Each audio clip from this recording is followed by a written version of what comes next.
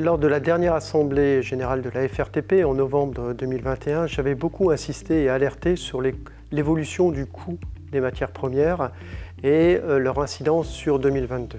En 2022 et d'un point de vue global, hors inflation, l'activité progressera de 3%.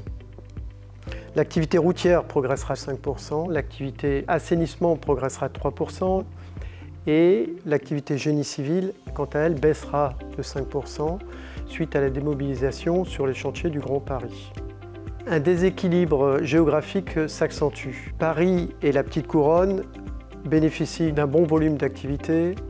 Par contre, la Grande Couronne souffre énormément et les marchés se raréfient. En 2022, les coûts de la construction ont augmenté de 13%. Les matériaux hydrocarbonés ont augmenté de 25%. L'accélération du coût des matières premières, dont personne n'avait anticipé dans une telle proportion, transforme la croissance en récession. Cette hausse du coût des matières premières n'a pu être répercutée à l'ensemble de nos clients. Ainsi, une diminution des volumes de 3 à 5% paraît plus proche de la réalité. L'indexation des marchés a été le sujet de l'année. Certains donneurs d'ordre ont joué le jeu et se sont parfaitement adaptés à la conjoncture. Beaucoup sont restés fermes sur le contrat, malgré la circulaire Castex et l'arrêté du 15 septembre 2022. La conséquence immédiate est une tension sur les marges. En résumé pour 2022, progression du chiffre d'affaires, baisse du volume d'activité, baisse significative des marges.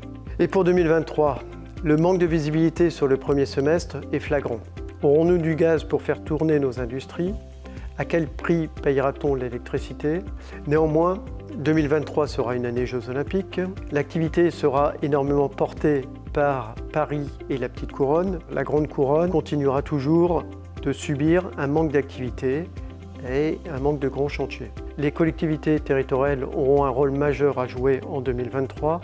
Nous rentrons dans la seconde partie du mandat électoral et cette seconde partie est propice aux investissements dans les collectivités.